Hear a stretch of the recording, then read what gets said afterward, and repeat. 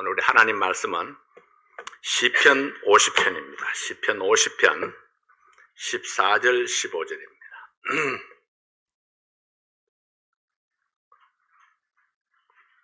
시편 50편 14절 15절 말씀, 이 시간 다 함께 일어나셔서 한 목소리로 같이 읽겠습니다.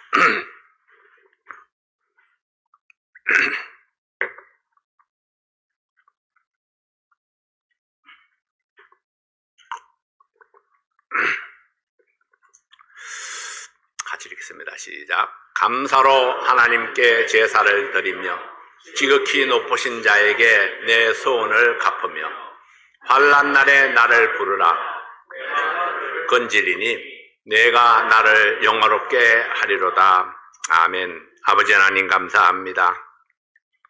오늘도 하나님의 말씀이 저희들을 이끌어 주시고 성령으로 충만해서 하나님의 뜻을 깊이 깨닫고 하나님의 말씀 앞에 순종하는 저희들 되게 하여 주시옵소서. 그로 말미암아 하나님께서 예비하신 축복이 우리 사랑하는 성도들 한 분 한 분에게 넘치도록 임하는 귀한 시간 되게 하여 주시옵소서. 아버지 하나님, 지금부터 영원까지 하나님께서 우리를 지키시고 우리를 축복하시고 또 하나님의 귀한 자녀로서의 삶을 살 수 있도록 도와주시옵소서. 이 시간 온전히 주께 의뢰합니다. 예수님 이름으로 기도하옵나이다. 아멘. 앉으시겠습니다. 오늘 말씀은 예배의 핵심. 우리 예배에 대해서 계속 말씀을 드리고 있는데요. 예배의 핵심에 대해서 말씀을 드립니다. 하나님께서 원하시는 예배는 어떤 것일까요? 예수님께서 수가성의 여인에게 가르치신 예배는 어떤 것이었습니까? 요한복음 4장 24절은 이렇게 말씀하죠. 하나님은 영이시니 예배하는 자가 신령과 진정으로 예배할지니라. 하나님은 성령과 진리로 예배하는 자들을 찾고 계신다고 말씀하셨습니다. 그렇다면은 지금까지 수많은 사람들이 하나님께 예배를 드리고 있지만은 성령과 진리로 예배 드리는 사람은 심히 적다는 것입니다. 성령과 진리, 성령과 하나님의 말씀으로 드려지는 예배는 어떤 것입니까? 진리는 말씀이요, 말씀은 곧 예수 그리스도입니다. 예배는 예수님과 성령을 통해서 하나님 앞에 나아가는 것입니다. 왜냐하면 예수님 없이는 우리가 하나님 앞에 설 수가 없기 때문입니다. 예수님을 통해서 하나님 앞에 나아가려면은 예수님이 하신 사역을 알아야 하고 그 사역을 믿고 예수님을 주님으로 모셔야 합니다. 이것은 신약시대 이후에만 가능했던 것은 아닙니다. 창세기 3장 이후에 예수님을 통한 영원한 속죄에 대해서 수많은 모형들을 보여주셨습니다. 그것들은 정결한 짐승을 제물로 드려서 하나님의 은혜에 감사를 나타내는 것이었습니다. 그리고 나를 대신해서 죽임을 당한 제물로 인해서 내 죄를 용서받는 방법이었습니다. 이 모든 제사들을 통해서 하나님께서 보여주신 핵심 포인트가 있었습니다. 그것들은 감사로 드려져야 했고 신실하게 드려져야 했으며 믿음으로 드려져야 했습니다. 그리고 희생과 함께 드려졌습니다. 이것들이 하나님께서 기뻐하시는 예배의 핵심입니다. 시편 기자는 어떻게 드려지는 예배가 하나님을 기쁘시게 하는지를 설명해 줍니다. 오늘 아삽이라는 사람은 시편 50편을 노래하면서 가축을 드리는 것보다 여러 가지 열매를 드리는 것보다 하나님께서 더 기뻐하시는 것이 있다고 말씀을 합니다. 첫 번째로는 감사가 예배의 핵심입니다. 시편 50편 14절 말씀을 다시 한번 봅니다. 함께 읽죠. 시작. 감사로 하나님께 제사를 드리며 지극히 높으신 자에게 내 서원을 갚으며. 몸보다 중요한 것이 마음이고 물질보다 더 중요한 것이 주님께 대한 감사입니다. 감사가 없는 제물, 감사가 없는 예배는 하나님께서 받지 않으신다고 말씀을 하셨습니다. 우리가 주님 앞에 나올 때에 무엇을 배울까, 무엇을 얻을까 보다도 더 중요한 것은 무엇을 드릴까, 무엇을 어떻게 감사할까 생각하는 것입니다. 사람들은 대체적으로 내가 받은 은혜는 쉽게 잊어버립니다. 반면에 내가 누구에게 베푼 것이나 섭섭했던 경험들은 오래도록 기억을 합니다. 그래서 묵은 감정 때문에 관계를 회복하지 못하고 불편한 관계를 지속해 갑니다. 이때 내가 만약에 받은 은혜를 한 가지라도 생각한다면 섭섭했던 감정을 쉽게 털어버리고 관계를 새롭게 할 수 있을 것입니다. 우리는 항상 하나님과 좋은 관계 속에 있어야 합니다. 그러나 우리는 쉽게 변절하고 쉽게 거역하고 하나님의 말씀에 복종하지 못할 때가 많습니다. 그래서 우리는 매일 하나님과의 관계를 새롭게 해야 합니다. 매일 새롭게. 그래서 매일 아침을 주시는 겁니다. 아침마다 새롭게 하시나이다. 그래서 아침마다 우리가 새롭게 하나님과의 관계를 재정립해야 됩니다. 하나님께 나갈 때마다 감사 제봉을 들고 나가는 것이 비결입니다. 하나님께 예배를 드릴 때마다, 하나님의 말씀을 들을 때마다 누구에게 무엇을 감사할까를 생각해야 합니다. 감사가 있는 마음은 하나님의 말씀을 받기에 좋은 환경을 만들어줍니다. 감사가 있는 마음은 하나님을 기쁘시게 하고 사람의 마음도 부드럽게 만들어줍니다. 여러분이 가진 것 중에서 가장 귀중한 것은 무엇일까요? 나에게 가장 귀중한 것은 지식도 아니고 자존심도 아니고 돈도 아닙니다. 누구나 자기에게 가장 중요한 것은 자기 생명이죠. 결국은 자기 생명입니다. 물론 어렸을 때도 이것을 깨닫지 못하고 목숨 귀한 줄 모르는 사람도 있습니다. 그러나 내 생명이 끊어지면 내 꿈도 끝나고 내가 추구하는 모든 것이 다 끝나버립니다. 어떤 위대한 일을 하든지 숨이 멈추면 모든 것이 스탑되어 버립니다. 생명이 없으면 내 생애가 없습니다. 그러니 생명보다 더 귀한 것이 무엇이겠습니까? 그런데 나에게 이 생명을 주신 분이 계십니다. 그것도 영원한 생명을 주셔서 하나님의 자녀로 살게 하신 분이 계십니다. 예수님, 나의 구세주, 바로 나의 주님이십니다. 그래서 바울은 이렇게 고백했습니다. 로마서 14장 8절 말씀에 보면은 우리가 살아도 주를 위하여 살고 죽어도 주를 위하여 죽나니 그러므로 사나 죽어나 우리가 주의 것이로다. 네, 예수님이 아니었다면 나의 마지막은 영원한 지옥의 형벌입니다. 예수님이 아니었다면 우리는 하나님께 예배를 드릴 수도 없습니다.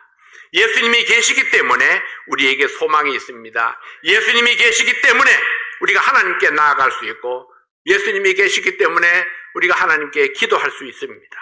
그래서 우리가 예수님을 찬양하고 예수님께 감사하는 것은 지극히 당연합니다. 그래서 나의 첫 번째 감사 제목은 나를 지옥에서 건져주신 예수님입니다.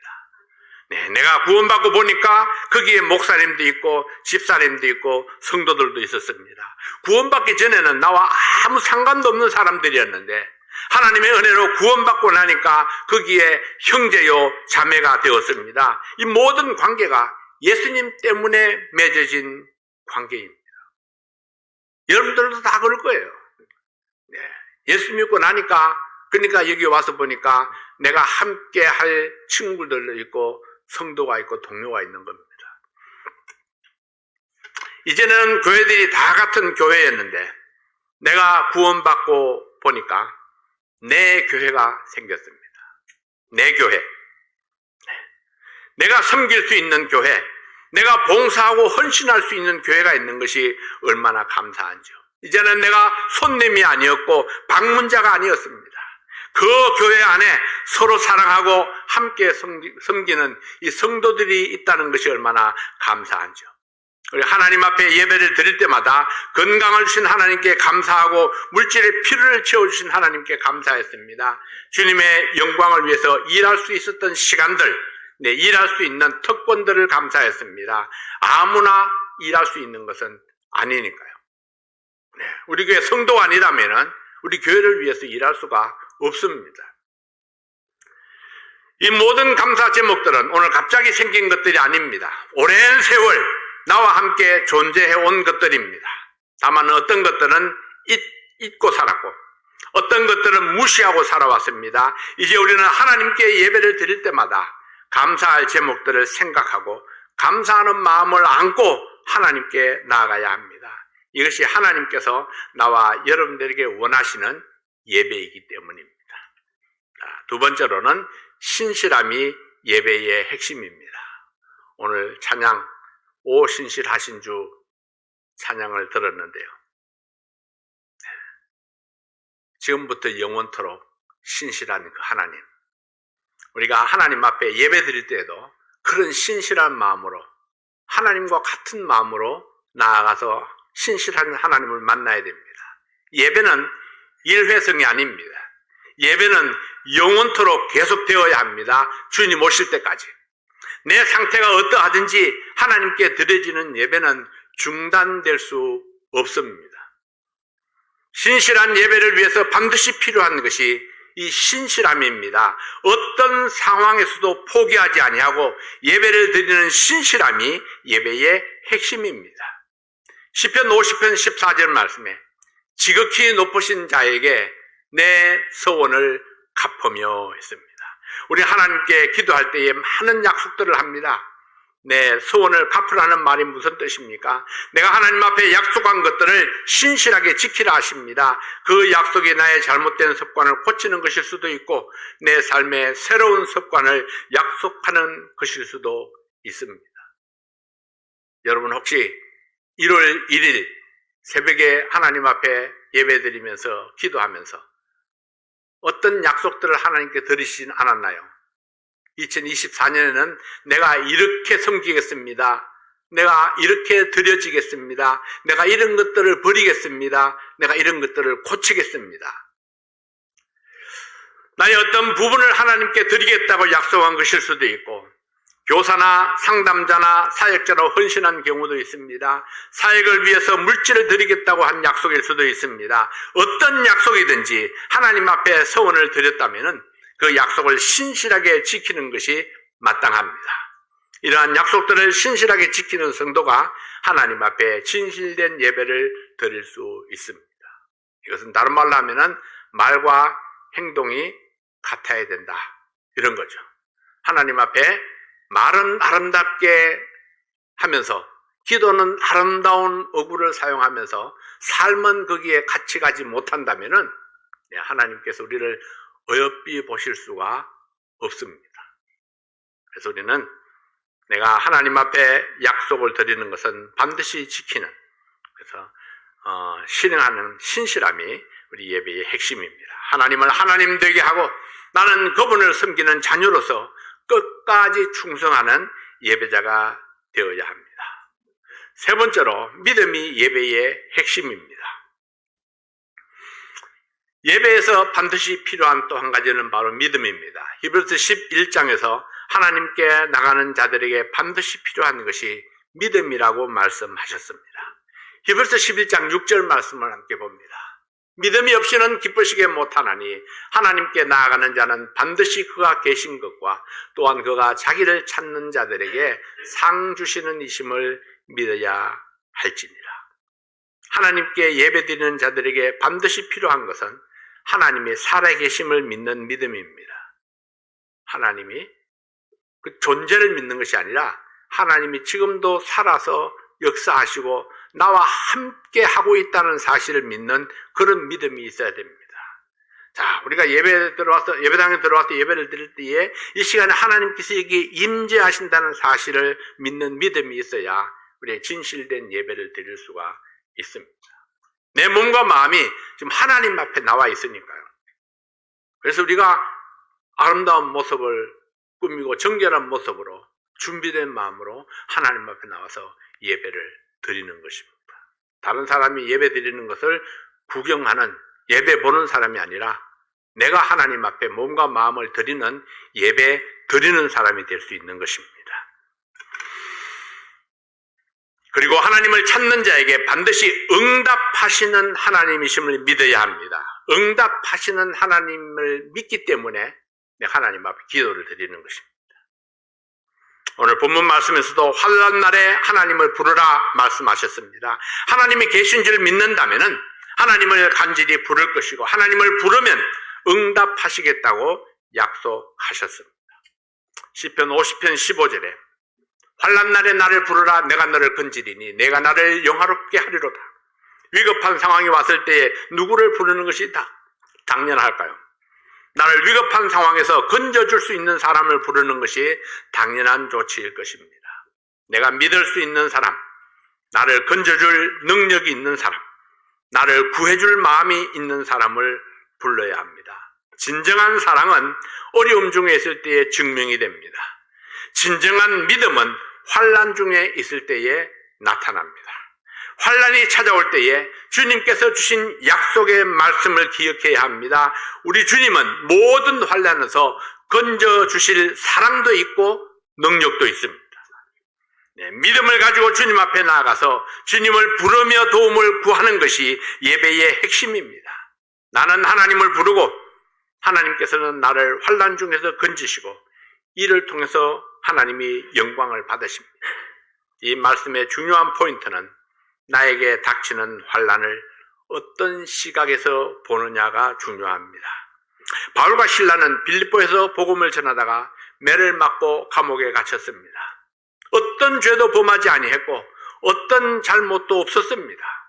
다만 지옥으로 가는 영혼들이 불쌍해서 선한 마음으로 주님의 복음을 전했습니다. 이들은 선을 행하다가 감옥에 갇혔습니다. 하나님의 일을 하다가 감옥에 갇혔습니다. 그렇지만 이들은 감옥에 갇힌 것을 억울하다고 하지 아니했고 원망하지 아니했습니다. 오히려 하나님께 기도하고 찬송했습니다. 이것이 믿음입니다. 억울하게 감옥에 갇힌 것 같지만은 그러나 여기에도 하나님의 뜻이 있으리라. 하나님께 기도하고 찬송했다는 것은 하나님이 나를 여기서 건지시고 이것을 통해서도 하나님이 영광을 나타내시고 영광을 받으실 것이다. 그런 믿음을 가지고 있었던 것입니다.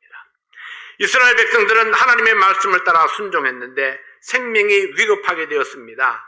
출애굽기 14장 1절 2절 말씀에 보면은 여호와께서 모세에게 일러 가라사대 이스라엘 자손을 명하여 돌쳐서 바다와 믹돌 사이에 비하이롯 앞 바알스본 맞은편 바닷가에 장막을 치게 하라.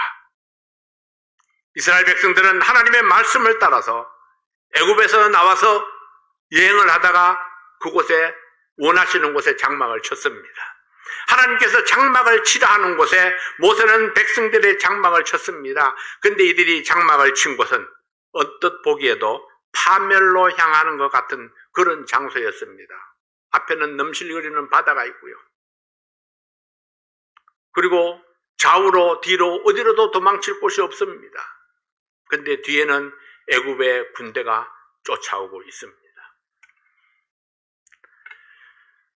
그러나 이곳으로 인도하신 분이 하나님이셨습니다. 믿음이 없는 백성들은 울부짖었습니다. 이제는 우리가 다 망했구나. 우리는 죽었구나. 이런 상황에서 우리가 기억해야 될 사실은 하나님의 인도하심을 믿어야 합니다. 하나님께서 우리를 어떤 특수한 상황으로 인도하실 때에는 그것에 대해서 반드시 계획을 가지고 계신다는 사실입니다. 진실로 그랬습니다. 모세가 하나님께 기도했을 때에 하나님께서는 모세에게 길을 알려주셨고 그리고 하나님은 바다를 갈라서 마른 땅이 드러나게 하시고 이스라엘 백성들이 안전하게 바다를 건너가게 하셨습니다. 누구도 상상하지 못한 일입니다.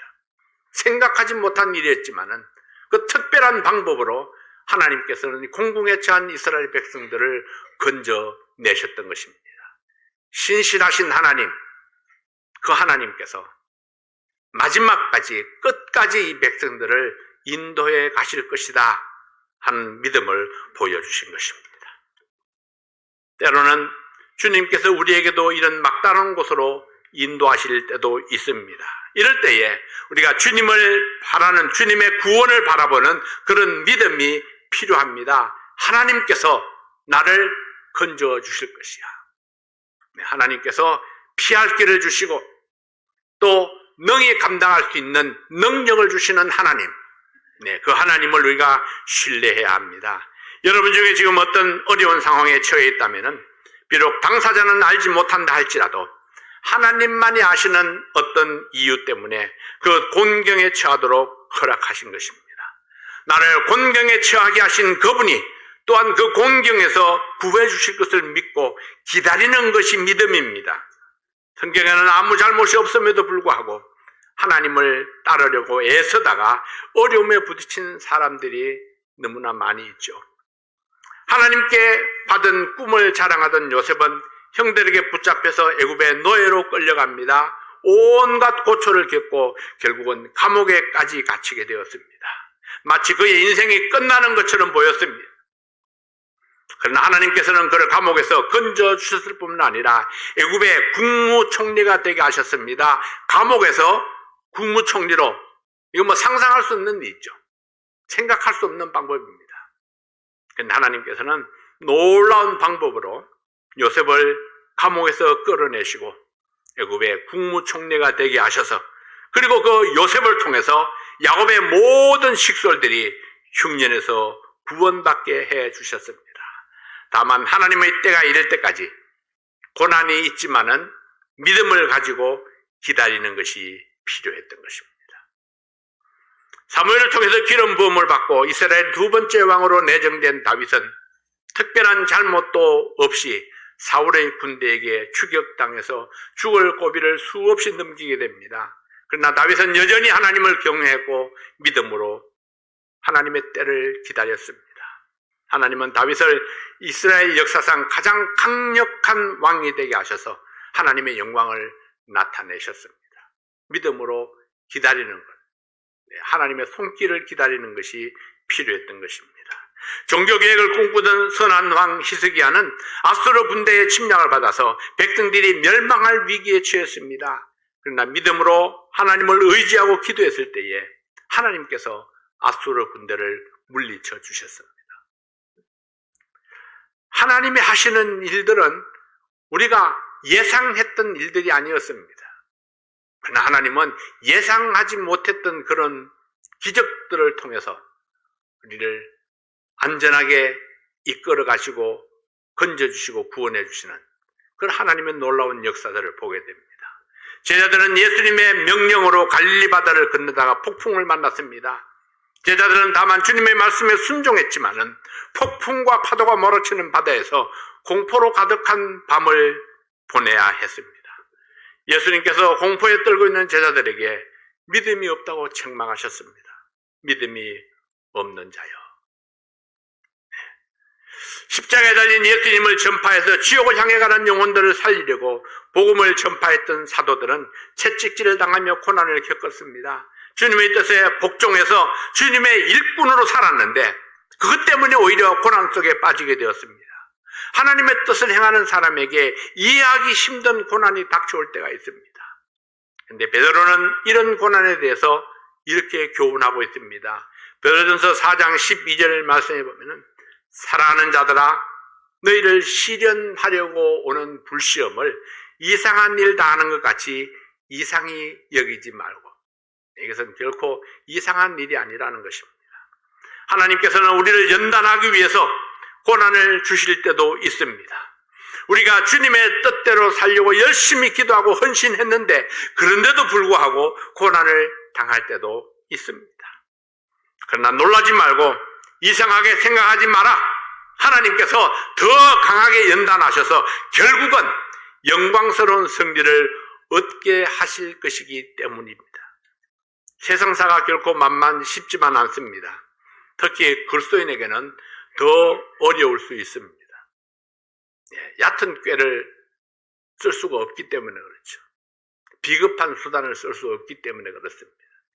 누군가를 속여서 이득을 취할 수가 없기 때문에 정직하게 살려고 하는 그리스도인들은 하나님 말씀대로 살려고 하면은 더 어려움이 많은 것이 우리가 살고 있는 이 세상입니다. 왜냐하면은 사탄이 장악하고 있는 세상이기 때문에 어쩔 수 없습니다.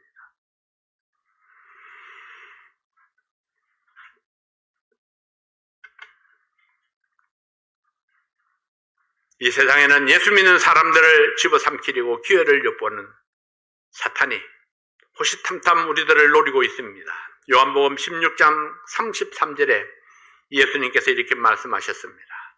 세상에서는 너희가 환난을 당하나 담대하라, 내가 세상을 이겼노라. 세상에서 우리가 환난을 당하는 것 하나님도 아십니다. 그리고 그 인정하셨습니다. 그렇지만은 담대하라, 내가 세상을 이겼노라. 하나님은 우리의 믿음을 연단하십니다. 그래서 하나님은 때때로 우리의 삶에 문제와 고통이 있도록 허락하십니다. 때로는 이런 문제와 고통이 너무 심해서 견디기 어려운 때도 있습니다. 그러나 이런 공경에 처했을 때에 하나님이 나와 함께 하심을 믿어야 합니다. 고난의 그 가시밭길을 하나님이 함께 걸어가고 있다는 것입니다. 내가 힘이 없어서 쓰러지려 할 때에 하나님이 내 손을 붙잡고 걸어가고 있다는 사실을 우리가 알아야 합니다. 하나님이 반드시 피할 길을 주시고 나를 도우시고 힘주시는 하나님이심을 상기하고 주님의 이름을 부르는 것이 믿음입니다. 어려울수록 힘들수록 우리가 더 많은 시간 더 간절하게 하나님을 찾으며 기도해야 합니다. 우리의 삶이 항상 승리하는 것처럼 보이는 것은 아닙니다.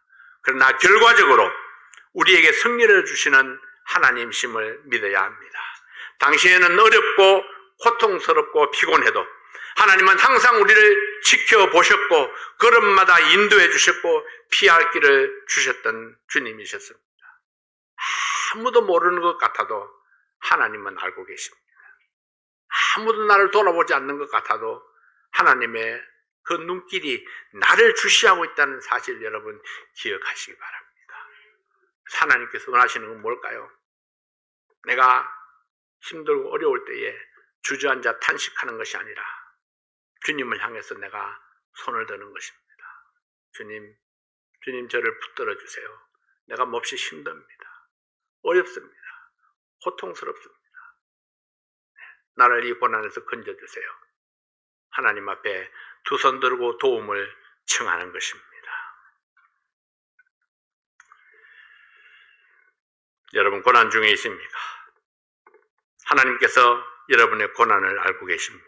그 고난을 능히 이길 수 있도록 힘을 주시고 피할 길을 예비하신 하나님이십니다. 하나님의 축복 속에 승리하고 있습니까? 그렇다면 여러분 감사함으로 하나님께 나아가십시오. 더 많은 감사의 제목을 주실 수 있는 하나님이십니다. 자, 제가 어제 신방 가서 거룩한 욕심에 대해서 말씀을 드렸는데요. 우리에게는 바로 그런 거룩한 욕심이 좀 필요합니다. 엘리야가 엘리사에게 이야기를 합니다. 하나님께서 나를 취하시기 전에 내가 네게 무엇을 해주면 좋겠느냐. 엘리사가 그러죠. 당신의 갑절의 영감이 내게 있기를 원하나이다.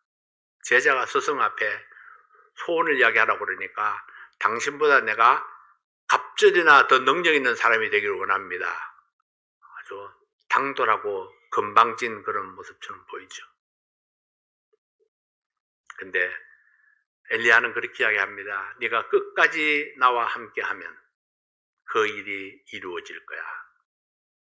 그래요. 신실함입니다.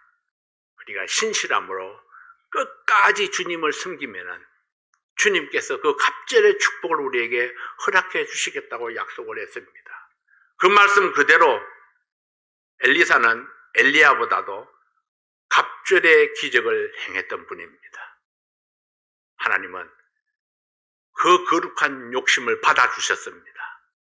어쩌면 우리가 하나님 앞에 드리는 기도가 너무 욕심내는 거 아니야? 이렇게 생각할 수도 있습니다. 하나님 앞에 그런 욕심스러운 기도 제목을 좀 올려드려도 괜찮습니다. 주시면 좋고 안 주셔도 어떡합니까? 절반만 주셔도. 그래서 우리는 하나님 앞에 우리의 소원을 그냥 거침없이 말씀드릴 수 있습니다. 하나님의 100% 주실 것을 믿고 기도합니다. 그리고 하나님께서는 우리의 믿음을 따라서 얼마나 주실지 결정하는 것은 하나님의 몫입니다. 내가 이만큼 요구했는데 하나님이 이만큼보다 더 크게 주실 수도 있고, 아니면 하나님이 야, 네 믿음 상태 보니까, 네가 행하는 거 보니까 그건 도저히 안 되겠어, 너는 요만큼만 줄게, 이럴 수도 있죠. 그렇지만 우리는 큰 믿음으로 하나님께 구하고, 그리고 그 믿음에 합당한 삶으로 하나님 앞에 나가야 됩니다. 하나님이 우리를 어여삐 보셔야 주시지 않겠습니까? 하나님께서 나를 어여삐 보시도록 하나님 앞에 신실함으로 낭망하지 아니하고 포기하지 아니하고 하나님 앞에 나아가는 것입니다.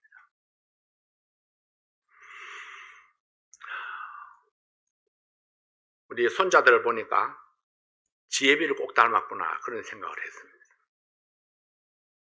우리 손자들의 아빠가 그랬어요. 나한테 뭘 하나 달라고 이야기를 하면요, 죽을 때까지 끈질기게 나를 괴롭혔습니다. 잊었는가 싶으면 다시 한번 이야기하고, 잊었나 싶으면 또 한번 나타나고 또 나타나고, 결국은 내가 늘 졌습니다. 우리 손자들이 그래요. 제발 좀 하는데도 그래도 끊임없이 이야기를 합니다. 자기 아빠한테 자기가 원하는 것이 있으면 기회가 있을 때마다 그것을 끄집어내서 이야기를 합니다. 그리고 결국은 얻어내는 그런 모습을 보면서, 자, 우리가 하나님 앞에 우리는 어떤 믿음으로 기도해야 될까 한번 생각해 봅니다. 끈기 있게, 끈질기게 내가 하나님 앞에 매일매일 기도하면서 매달리면 하나님은 우리의 기도를 응답하시는 하나님이십니다. 왜냐하면 하나님은 어찌하든지 안 들어주려고 애쓰시는 분이 아니고, 할 수만 있다면 우리의 소원을 들어주시려고 애쓰시는 분이기 때문에 그러합니다. 어떤 상황, 어떤 모습이든지 하나님께서 우리들에게 원하시는 것은 감사를 통해서 하나님의 영광을 나타내는 것입니다. 그래서 하나님의 영광을 먼저 생각해야 합니다. 하나님 앞에 감사함으로 예배하는 자, 하나님 앞에 신실함으로 예배하는 자, 하나님 앞에 믿음으로 예배하는 자, 하나님께서 세기를 열어주시고 최종적인 승리로 이끌어 가실 것을 믿습니다. 감사함으로 하나님께 나아가서 믿음으로 하나님께 영광을 돌리는 우리 모든 성도들이 되시기를 도전합니다. 믿음은 선택입니다. 감사도 나의 선택입니다. 주님을 주인으로 섬기는 것이 나의 선택입니다. 주님을 주님 되게 하고 주인을 주인 되게 하는 섬기는 삶이 예배의 기본입니다. 하나님께서 기뻐하시는 선택으로 하나님께 영광을 돌려드리는 여러분들이 되시기를 바랍니다. 기도하겠습니다.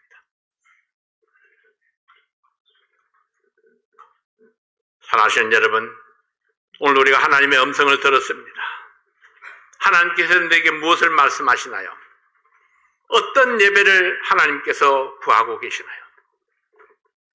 하나님께서 원하시는 예배, 감사함으로 하나님께 나아가서 신실함으로 하나님을 섬기고 믿음으로 하나님께 예배하는, 그리고 끝까지 신실하게